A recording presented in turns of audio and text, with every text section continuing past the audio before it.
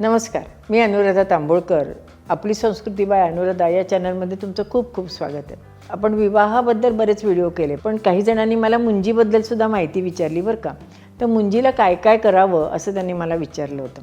मुंजे हे सुद्धा एक कार्यच आहे. आपल्याकडे मुख्य 4 आश्रम आहेत बरं का. एक आहे ब्रह्मचर्य आश्रम, एक गृहस्थाश्रम, तिसरं आहे ते संन्यासाश्रम आणि चौथं आहे ते वानप्रस्थाश्रम. ज्यावेळेला मुलगा 7-8 वर्षाचा मुलगा किंवा मुलगी 7-8 वर्षाची होते आणि ती शिक्षणाकरता गुरुगृही जाते, त्यावेळेला त्यांचा ब्रह्मचारी आश्रम म्हणजेच विद्यार्जनाचा आश्रम सुरू होतो. त्या काळामध्ये ते विद्यार्जन करतात, म्हणजेच विद्या संपादन करतात. आणि म्हणूनच ब्रह्मचारी आश्रमामध्ये पाऊल टाकण्याकरता जो एक विधी केला जातो त्यालाच मौंज, व्रतबंधन किंवा उपनयन असं म्हटलं जातं. आता उपनयन करताना काय काय करावं लागतं? जसं आपण लग्नामध्ये मुहूर्त करतो तसे मुहूर्त करावे लागतात. जशी खरेदी आपण लग्न कार्यामध्ये करताना प्रथम आपण त्या दाराला तोरण, गणपतीचा फोटो, हळदी कुंकू, देवाला वस्त्र, आपले कुलदेवता किंवा कुलदैवत असेल त्यांच्याकरता वस्त्र आणि मुंडावळ्या हे जसं आपण पहिल्यांदा घेतो त्याचप्रमाणे मुंजे आपल्या घरामध्ये ठरल्यानंतर ह्या गोष्टींची पहिल्यांदा खरेदी करावी. नंतर मग आपल्याला जशी योग्य वाटत असेल किंवा आपलं ठरलं असेल त्याप्रमाणे खरेदी करायला सुरुवात करावी.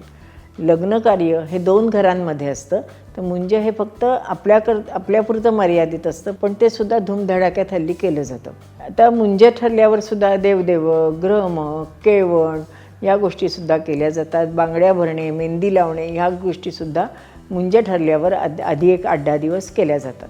नंतर जर आपल्या समजा देवामध्ये भर घालायची असेल तीसुद्धा मुंजे ठरल्यावर आपण करू शकतो. हे झाल्यानंतर मुंजे विधी सुरू होतात. आता पहिला विधी मुंजीमध्ये असतो तो चौलकर्म. आपण प्रत्येक विधीबद्दल अगदी थोडक्यात माहिती घेणार आहोत बरं का. चौलकर्म करायचं म्हणजे काय की प्रथम बाळाला ओवाळायचं, नंतर त्याला तेल लावायचं, त्याला स्नान घालायचं आणि नंतर न्हावी येऊन त्याचे केशवपन करतो आणि डोक्यावर घेरा आणि शेंडी ठेवतो. यालाच आपण चौलकर्म असं म्हणतो. मुंजीमध्ये शेंडीला अतिशय महत्त्व आहे, त्यामुळे मुंजीत ज्यावेळेला घेरा ठेवला जातो त्यावेळेला शेंडी मात्र नक्की ठेवली जाते. नंतर आणखीन एक विधी म्हणजे मातृभोजन. काय असतं, इतके दिवस बाळ 6-7 वर्षाचा होईस्तोवर आईच्या जवळ असतो, आजी आजोबा जवळ असतात, काका काकू आत्या सगळे जवळपास असतात. त्यामुळे त्याला हवं तसं प्रेमाने घास भरवला जातो, मांडीवर घेऊन घास भरवला जातो. पण ज्यावेळेला त्याची मुंज होते आणि तो ब्रह्मचर्य आश्रमामध्ये जातो त्यावेळेला त्याला स्वतः माधुकरी मागून, ती फक्त 2दा बरं का, माधुकरी मागून त्यात जे मिळेल त्याचंच फक्त सेवन किंवा त्याचंच फक्त जेवण त्याने करायचं असतो. हा एक नियम असतो. थोडक्यात काय, ब्रह्मचर्य आश्रमामध्ये गेल्यानंतर किंवा त्याच्यात पदार्पण केल्यानंतर तुमच्या मनावर ताबा असणं हे अत्यंत आवश्यक असतं. आणि ह्या सगळ्या गोष्टींचा मनावर ताबा ब्रह्मचर्य आश्रमामध्ये येतो आणि त्याचबरोबर विद्यार्जनसुद्धा होत असतं. पूर्वी काय होतं की गुरुगृही जावं लागायचं. गुरुगृही जात असल्यामुळे मुलगा आपलं स्वतःचं घर सोडून गुरुगृही म्हणजे गुरुच्या आश्रमामध्ये जात असे. त्यामुळे मातृभोजन हे केलं जायचं. मातृभोजनाच्या वेळेला बाळाच्या जवळ त्याची आई बसते आणि त्याला घास भरवते. ह्याच्यानंतर मुलाने उष्ट खायचं नसतं, आईच्या हातचं खायचं नसतं, आईने त्याला घास भरवायचं नसतं. याचा अर्थ की त्याने सगळ्या गोष्टी स्वतः करायच्या असतात, कुणी लाड करणारं नसतं, हे आपल्याला थोडक्यात म्हणता येईल. याच वेळेला ज्या वेळेला हे मातृभोजन होतं ना त्यावेळेला अष्टवर्ग जेवणसुद्धा असतं बरं का. अष्टवर्ग म्हणजे काय, ज्यांची मुंज झालेली आहे असे साधारण त्याच्याच वयाचे 8 मुलं त्यावेळेला बसवले जातात.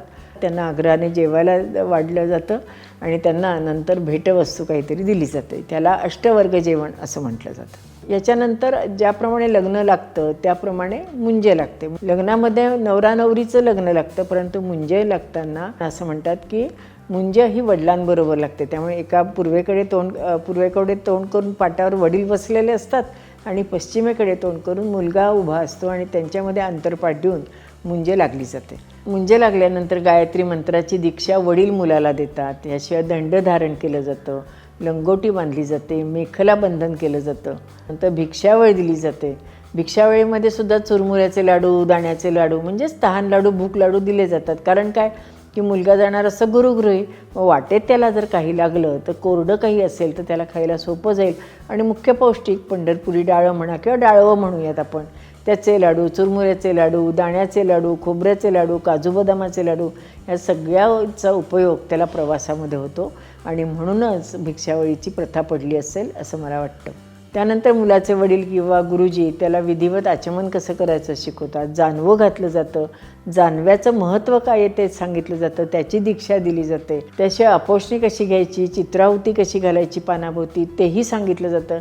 थोडक्यात बाल्य अवस्थेतून ब्रह्मचारी आश्रमात ज्यावेळेला तो प्रवेश करतो तर ह्या सगळ्या गोष्टींची माहिती किंवा त्याचं महत्त्व त्या मुलाला सांगितलं जातं आणि नंतर तो मुलगा गुरुगृही जातो.